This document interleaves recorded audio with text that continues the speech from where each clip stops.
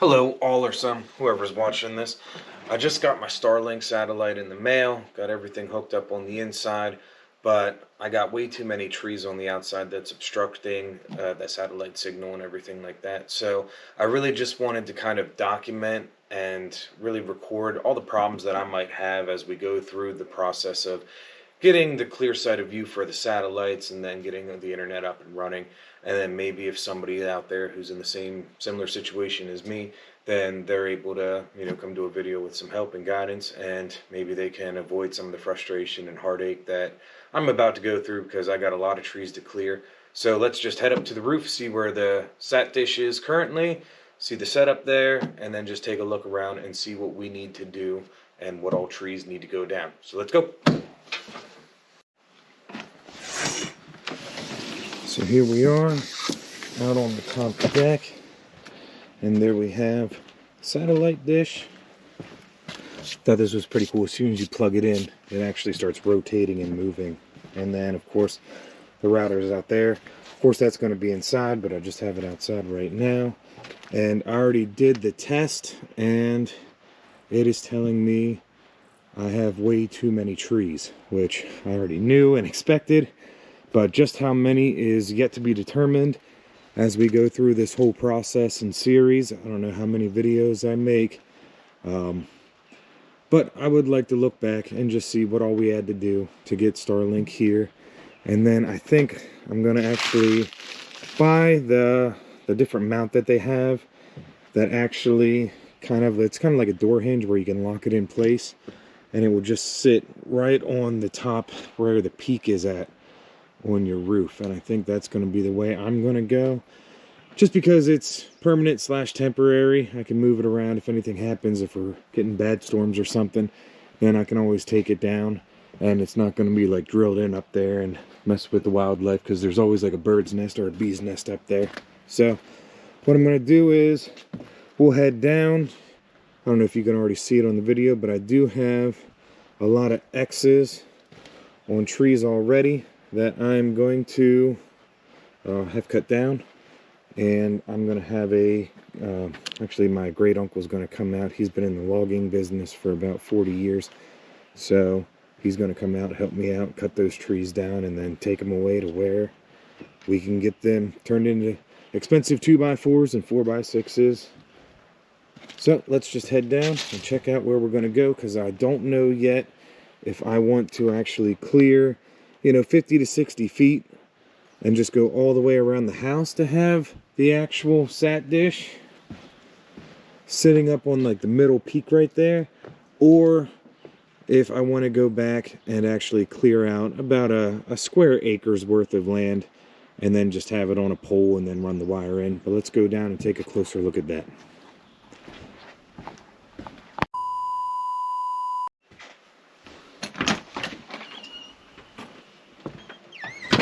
Of course, we have Loki outside.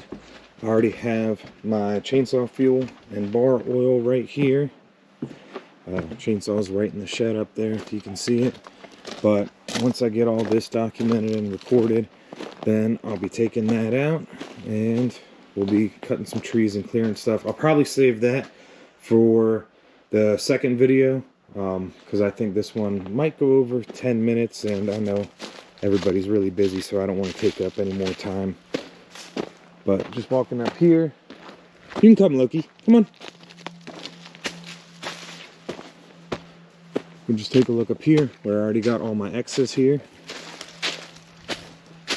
And the cable that comes with the satellite dish is, I think, 75 foot, somewhere around there. So you can upgrade to like 175 foot. I think that's the max range you can go. And it's just like a CUSB. I might have to upgrade that just so I can probably run some conduit, dig like a little trench, and then run it up. That's actually where my office is, right through that window. So I'm thinking that's what I'll do if I actually go through with just clearing a full acre and then just putting it on like a flagpole or something, just to give it its best shot. We currently right now have, well, it was CenturyLink, and they got bought out by Brightspeed. And I didn't think that there would actually be a worse company than CenturyLink, but Brightspeed, they did the job. Customer service is pretty much just the same thing. I think it's all the same employees too, but definitely call during business hours. They're on, I think they're on Eastern time or Central time, one of those two. But we just got a lay of the land right here, seeing where we're gonna chomp down. I got a little creek that runs right down through there, so I might actually clear it through there. That way I can get the tractor and kind of dig that bank away a little bit, put a little flat spot there. Maybe put a gazebo up or treehouse for my daughter or something like that. She can play there. Next summer, she's only 2, so we want to keep a close eye on her. We don't want her just roaming around all over the property, but especially during hunting season, right? But coming down here, and if you guys are interested in seeing more, this is just my standard shooting range right here, and we can shoot all the way back right up to where there's like a little ridge back there. If it was wintertime, no leaves, we'd be able to see it better. But I actually have a drive-by shooting range that's farther on the other side of the property over there, that we like to have a few rum and cokes and then go out there and see who's the best shot while on the UTVs. And I think this is going to be a really good opportunity as well, just because with all these big trees being close to the house, we did just have one fall down during a storm right over here.